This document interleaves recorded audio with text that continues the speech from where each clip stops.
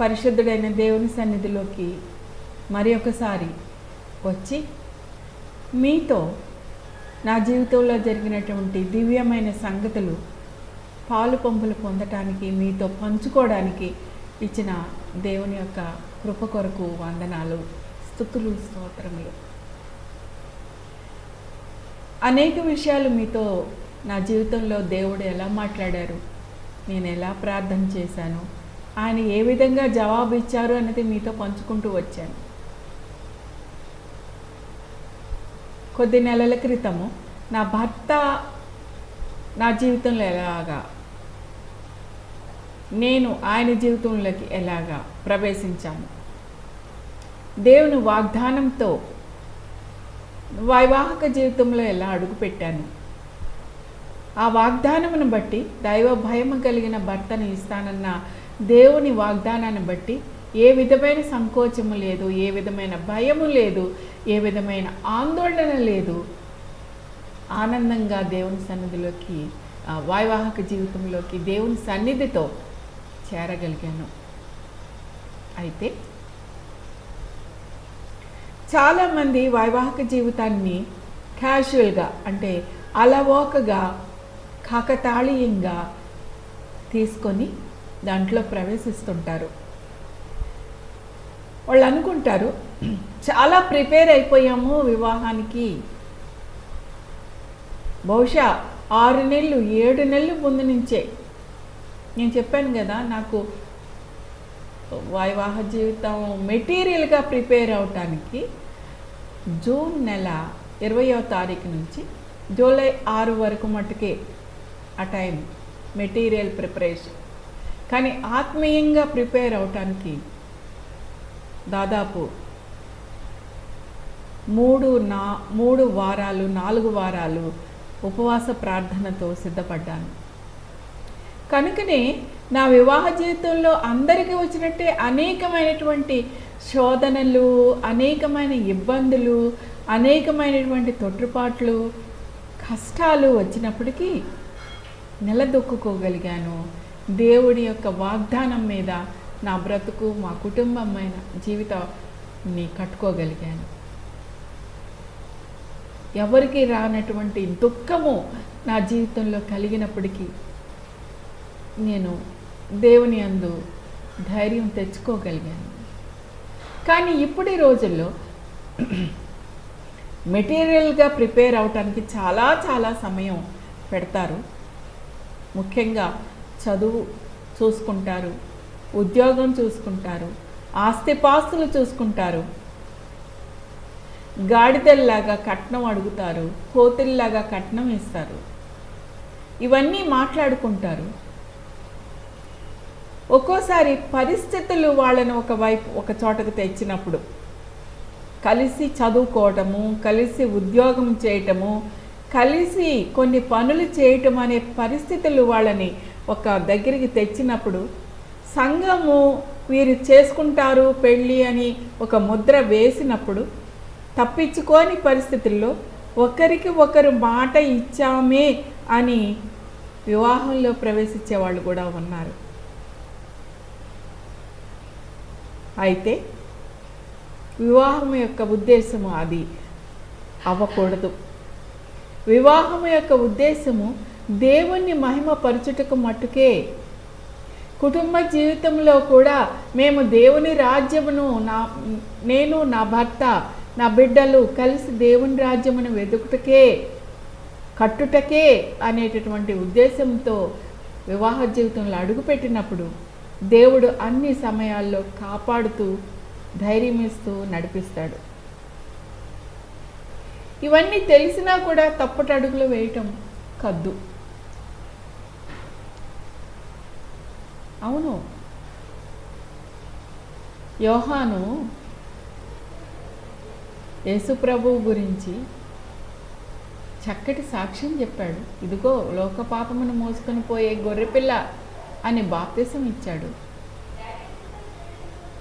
మారు మనసు గురించినటువంటి సందేశాలు ఇచ్చాడు. ఎవరికీ భయపడలేదు. హేరోదుని గద్దించాడు. ఆయన చెప్పుల వారు విప్పటానికి కూడా నేను తగను అని యేసయ్య గురించి అతను అన్నాడు. కానీ చెరసాలలో వేయబడినప్పుడు మేము ఎదురు చూస్తున్న మెస్సియా నువ్వేనా, లేక ఇంకొకరి కోసం ఎదురు చూడాలా అనే ప్రశ్నలోకి వచ్చాడు. భక్తి ఉందని గర్వించకూడదు.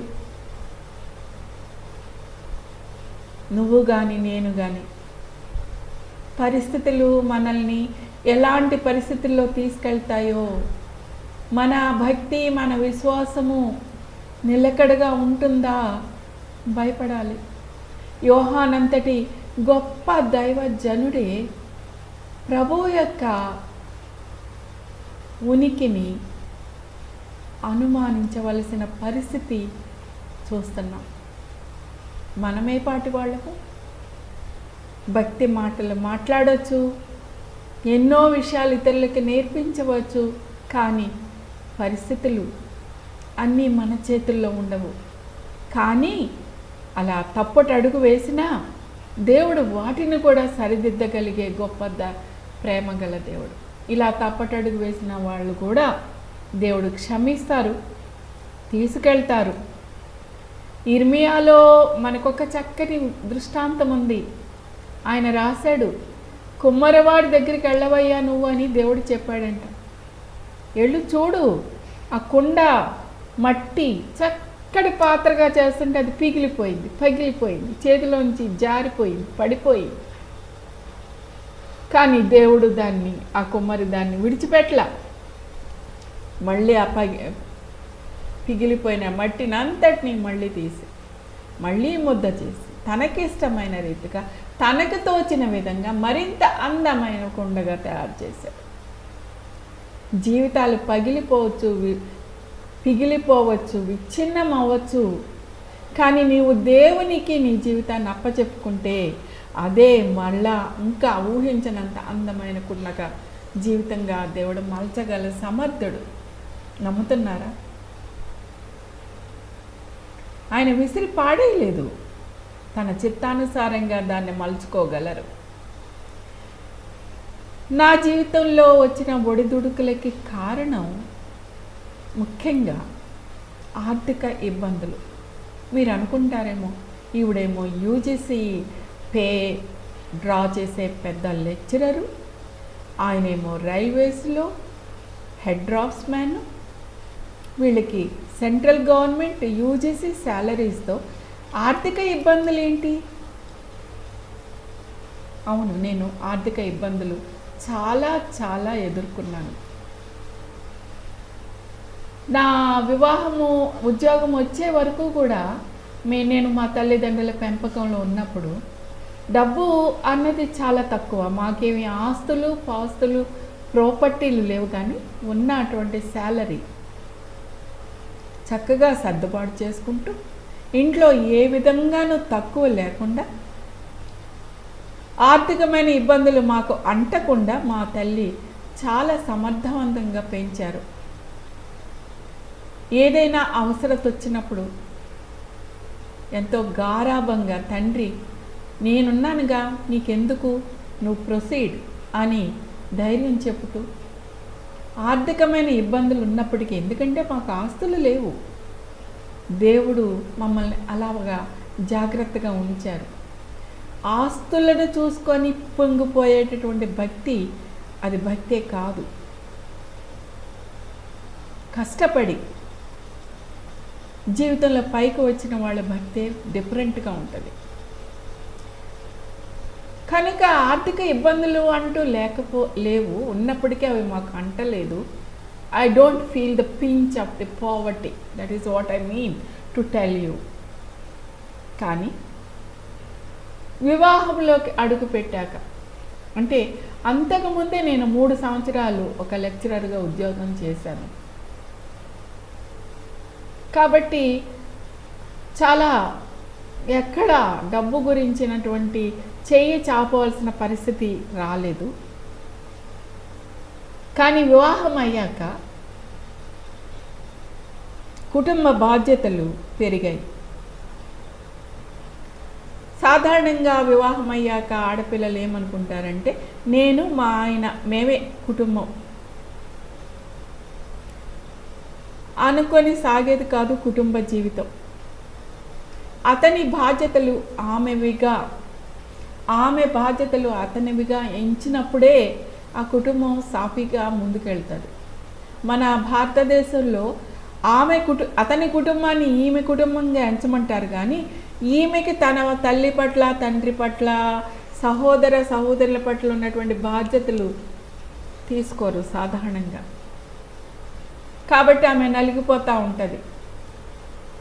కానీ న్యాయవంతుడైన ప్రేమ కలిగిన భర్త అయితే అలా ఉండడు,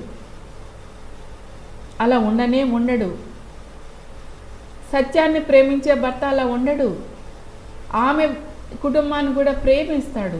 వీళ్ళ వంతులు ఎంతవరకు ఇద్దరికి న్యాయం చేయాలనేది చేస్తారు. దేవుని కృపను బట్టి నాకైతే నా కుటుంబం పట్ల ఆ బాధ్యతలు లేవు, కానీ ఆయనకి జ్యేష్ఠ కుమారుడుగా 5 చెల్లెళ్ళు, 1 తమ్ముడు, తన మీద ఆధారపడిన చాలా లేమిలో ఉన్న తల్లిదండ్రులు ఉండటం వలన మేము డబ్బులు ఎలా ఖర్చు పెట్టాలి అన్నదానికి చాలా గిరిలు గీసుకోవాల్సి వచ్చింది. 3 చెల్లెళ్ళు మా దగ్గరే ఉండేవాళ్ళు. వాళ్ళకి చదువు, బట్టలు, ఆహారము, అవసరతలు, అంతేకాదు వాళ్ళ పేరెంట్స్ తమ్ముడుకి కూడా అవసరమైనప్పుడల్లా సహాయం చేయవలసిన బాధ్యత మా మీద ఉండింది. మొదట్లో నాకు అంతగా అర్థమయ్యేది కాదు, ఎందుకంటే నేను చెప్పాను కదా, అలాంటి బాధ్యతలు అన్నవి నా మీద ఎప్పుడూ లేవు కనుక నేను ముందుకు సాగుతూ ఉన్నాను. అయితే ప్రస్తుతం జనరేషన్ ఎట్లా ఉందంటే, బాధ్యతలు తీసుకోవడం ఇష్టపడటం లేదు. వాళ్ళ చేతులారా తమ జీవితాల్ని, తమ భర్తల జీవితాన్ని, భార్యల జీవితాల్ని పాడు చేసుకుంటున్నారు. ఇదంతా ఒక ఉపోద్ఘాతమే. దేనికంటే నా జీవితంలో ఉన్నటువంటి ఆర్థిక ఇబ్బందులు ఎలా అనుభవించాను, ఎలా ప్రార్థన చేశాను, అంతకుముందు ఎప్పుడూ తెలియని ఇబ్బందులు నా జీవితంలో ఎలా పడ్డాను, ఇవన్నీ విచిత్రంగా ఉంటాయి. తలుచుకుంటే నాకు ఇప్పుడు దేవుడు ఎంత ఆశ్చర్యంగా అలాంటి వాటన్నిటిలోంచి అనుభవం ఇచ్చి తీసుకొచ్చాడు. కనుకనే పేదలైన వాళ్ళ కష్టాలు నేను అర్థం చేసుకోగలుగుతున్నానే. పేదరికం అనుభవించాను.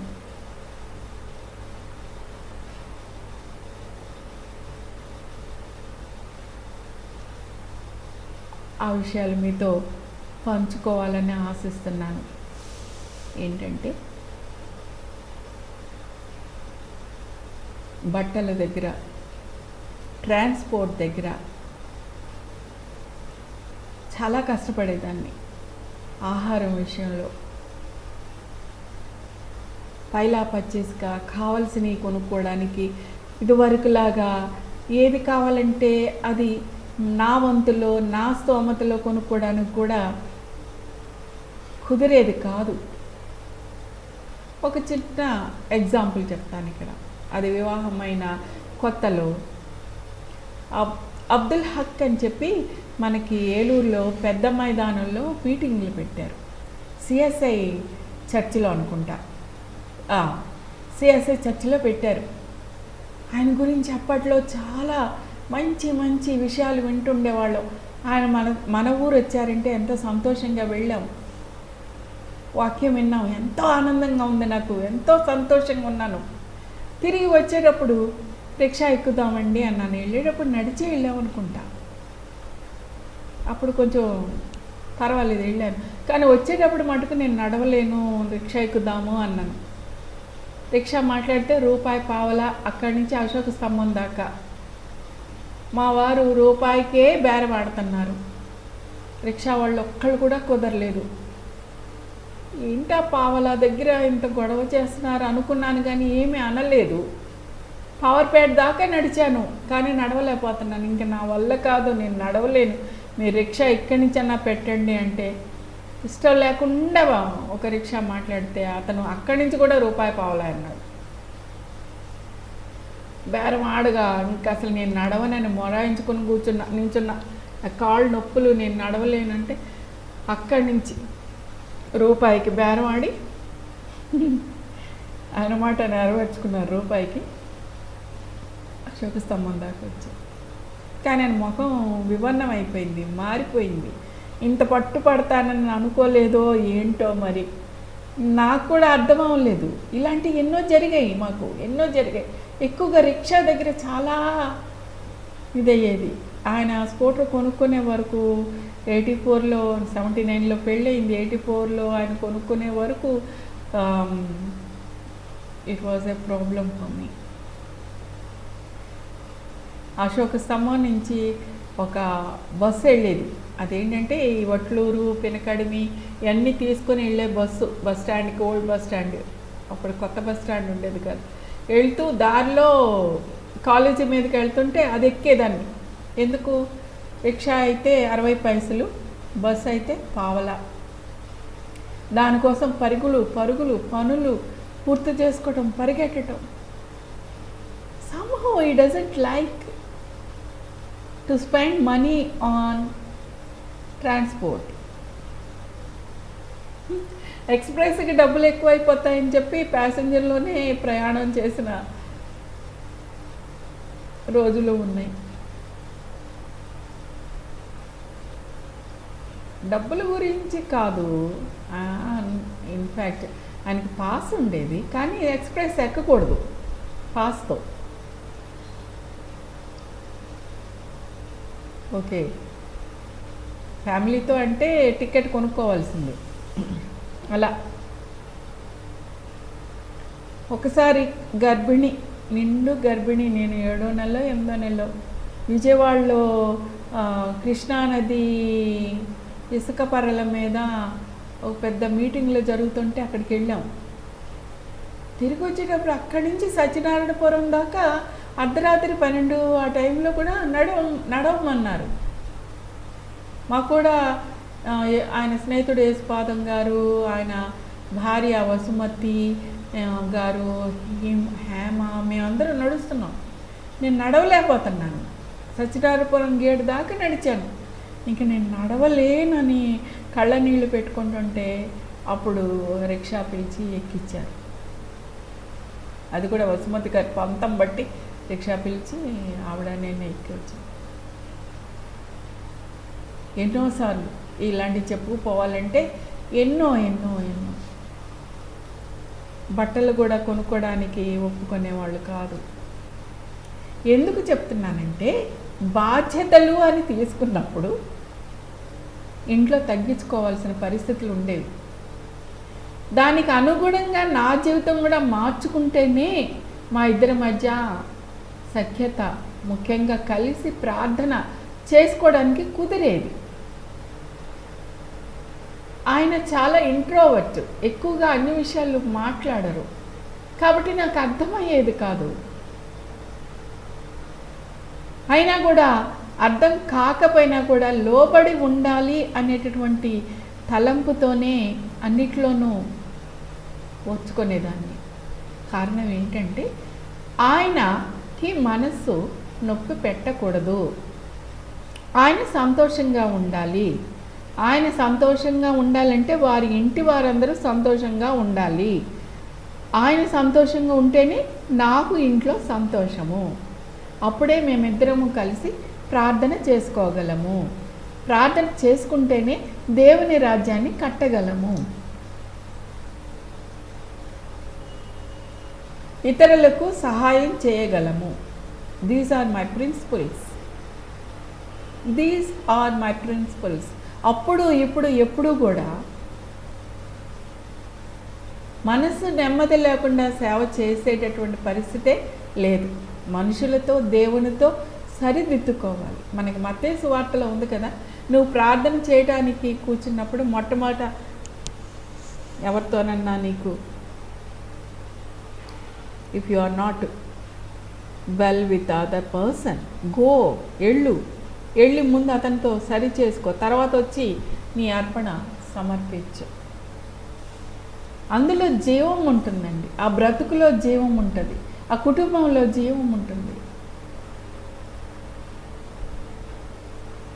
ఆయన నా జీవితంలో మేమిద్దరము గడిపినటువంటి ప్రతి దినము కూడా నేను చెప్పగలను కలిసి ప్రార్థన చేసుకున్న దినములు. సేవ కొరకు, మనుషుల కొరకు, కుటుంబాల కొరకు, బంధువుల కొరకు ఆయన ప్రార్థన ఎలా ఉండేదంటే, మొదలుపెట్టినప్పటి నుంచి పెళ్ళైన రోజు నుంచి కూడా ఆంధ్రదేశము, ఊరు, ఆంధ్రదేశము, భారతదేశము, ప్రపంచము అన్నీ అయిపోయాక అప్పుడు మా గురించి ప్రార్థన.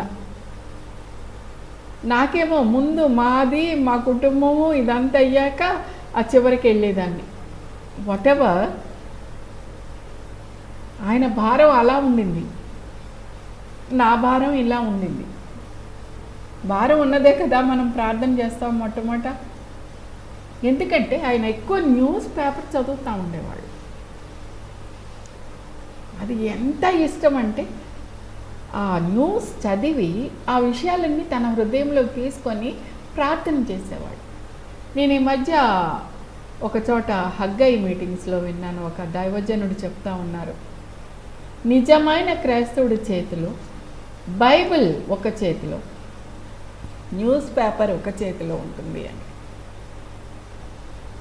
లోకము గురించి తెలియకుండా ఒక క్రైస్తవుడు లోకం కొరకు ఏం ప్రార్థన చేస్తాడండి? నాకు ఆయన ఎన్సైక్లోపీడియాలా ఉండేవాళ్ళే. నాకు న్యూస్ పేపర్ చదవటానికి టైం ఉండక ఏదైనా విషయం తెలియాలి అనుకుంటే ఆయన ఒక్క ప్రశ్న వేస్తే చాలు, ఆది అంతము చరిత్ర నుంచి పుట్టు పూర్వతాల నుంచి ఆ ఇన్సిడెంట్కి విషయం చక్కగా విడమర్చి చెప్పేవాళ్ళు. అంతటితో నా న్యూస్ రీడింగ్ అయిపోయేది. ఆ రోజుల్లో టీవీలు ఇవన్నీ లేవు కదా. కనుక ఒక ప్రార్థన జీవితంలో లోకం గురించి, మన చుట్టుపక్కల జరుగుతున్న వాటి గురించి, మన చుట్టూ ఉన్నవారి గురించి తెలియకుండా ప్రార్థన చేయటం అన్నది అర్థం లేదు. చూడండి, ఇప్పుడున్న పరిస్థితుల్లో ఎన్నో జరుగుతున్నాయి. మొన్న పాకిస్తాన్కి వెళ్ళి ఆ తాలిబన్స్ ముక్కు పచ్చలారని పిల్లల్ని, చదువుకుంటున్న వాళ్ళని చంపేశారు. అది ఎక్కడో జరిగింది కదా అనుకుంటున్నామా? ఇక్కడ ఇప్పుడు ఈ రోజుల్లో మన ముందు, మన కళ్ళ ముందు జరగవచ్చు. అబ్రహాము ఎందుకు అడిగాడు? అబ్రహాముని దేవుడు ఎందుకు చెప్పారు సొదొమ గొమొర్రా గురించి? It is a news for him, breaking news. You have to pray. ప్రార్థన చేయి. విజ్ఞాపన చేశాడా లేదా? వైవాహిక జీవితంలో కూడా మనం మన కుటుంబం గురించి, కుటుంబ సభ్యుల గురించి, ఇతరుల గురించి, మనమున్న పట్టణం గురించి, మనకున్న చుట్టూ ఉన్న సంఘం గురించి, దేశం గురించి ప్రార్థన చెయ్యాలి. అట్లాంటి దైవ జీవితం మన కుటుంబంలో గనక మొట్టమొదటి స్థానం ఇస్తే కుటుంబ జీవితం చాలా ఒడిదుడుకులు లేకుండా చక్కగా సాగుద్ది. Adjustment is the main thing in కుటుంబ జీవితంలో. ఒకరికొకరితో సర్దుబాటు చేసుకోవటం, అది ఒక మనిషి యొక్క మెచ్యూరిటీ లెవెల్ని పెంచుతుంది, పరిపూర్ణత్వంలోకి తీసుకెళ్తుంది. ఈ విషయాలు గుర్తు చేసుకుంటూ దేవుడు అనుగ్రహించినటువంటి మంచి సమయం కొరకు దేవునికి వందనాలు చెప్పుకుంటూ, మనందరము కూడా ఏ విషయాల్లో తప్పిపోతున్నామో గ్రహించుకుంటూ ప్రార్థన చేసుకుందాం.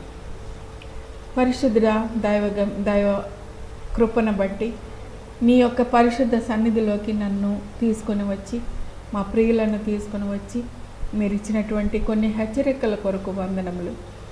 దేవా, ఈ హెచ్చరికలు ఇంతటితో ఈ చెవిని విని ఆ చెవిని విడిచిపెట్టే వారంగా ఉండక జీవితాంతము వరకు నాయన జాగ్రత్తగా ఆచరించుటకు మీ కృప దయచేయమని మా ప్రభువు ప్రియరక్షకుడైన యేసు నామమున అడిగి వేడుకొంచున్నాను తండ్రి.